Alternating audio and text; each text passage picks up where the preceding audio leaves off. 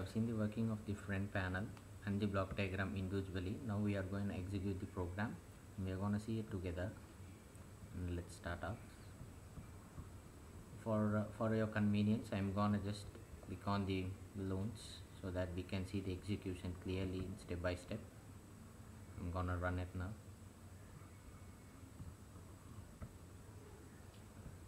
Well, you can see it as I told before. The case selector is the one which we are going to seeing here. One is the case that is selected now. The sensor values are obtained and the string is just being decoded here as we have told earlier. Case 1 is selected automatically as the first character of the string is 1. It is automatically selected as 1, and sensor 1 value is 004 and the sensor 2 value is 005, 6, 7, 8 and so on. This is where we can convert a string into number as I told, 4, 5, 6, 7 and 8. And here comes the case selector, this one. Case 1 is activated, the formula is being calculated, and thus the moisture value we have obtained, an average of 6 is being obtained, and we can see it here clearly. And this is from the block diagram. And if you see in the front panel, we can see the string which I have given here. This 1004, 005, 6, 7 and 8. The same here we can see it. The sensor 1 value is 004, sensor 2 is 005, 3 is 6, 4 is 7 and 5 is 8.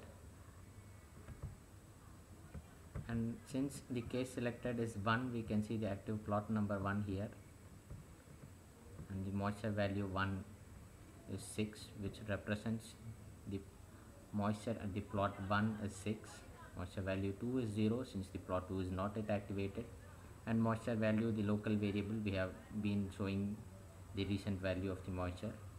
And thus let's go on for executing a different one, a different string value. Let's take it. Well, let us choose a different string value.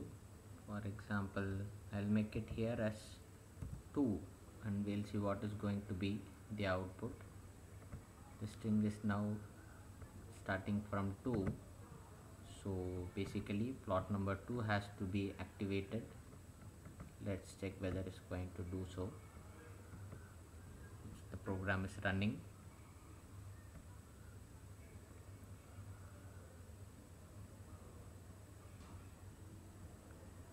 The sensor outputs are being given, and you can see it here clearly that plot 2 is being activated and we get the corresponding output from the plot 2. Thus it works simply like this. If it is 1, the case 1 activates. If it is 2, the case 2 activates. I'll also show you what about the different cases. What if something happens if when it is 0 or something like that. Let me show you. In case if it is 3, or in case if it is 3, what we are going to do is, what we have to get is, it is an invalid plot. That must be our output. Let's check whether we are going to get it or not. I'm gonna run it.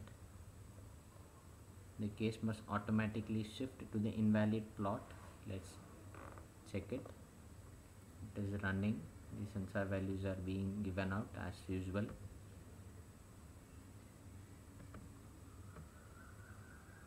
Yeah, you can see it right now here. As I have given 3 as the plot, which doesn't exist, we have an invalid plot selection. And thus you can see it right here. An invalid plot selection 3 is being activated here. Now I am going to change the value of the plot. I have changed the value of the input plot as 0. Now let's run it and check it whether we are getting the apt output as we programmed so. I'm running it now. You can see it as similarly as before. the execution is very similar. The sensor outputs are given 4, 5, 6, 7 and 8 the same. And look, the case 0 has been activated, which means the very recent moisture value 6, which has been stored already, is being displayed here in this moisture value.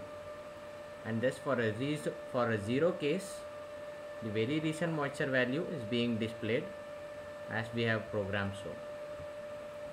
And so thus this decoding technique works as I told. It's very simple and it gives an effective output, and the average value of the moisture can be easily calculated. Now I'll just sum up all my points and I'll just brief out. And what we have done here in the decoding technique of the IAMC, the Improved Agriculture Moisture Control project, is we have an input sensor value here in this layout, which is being fed in by an SPI from the ESP receiver, which contains the sensor values, and these values are being fed into us as a string values. The string contains a 16 values as this, and the first one represents the plot number, which the 1 means it represents plot 1, if it is 2 it represents plot 2, and so on. And we have a case selector here for which we can select which plot we are going to activate, whether it is case 1 or case 2 or case 3.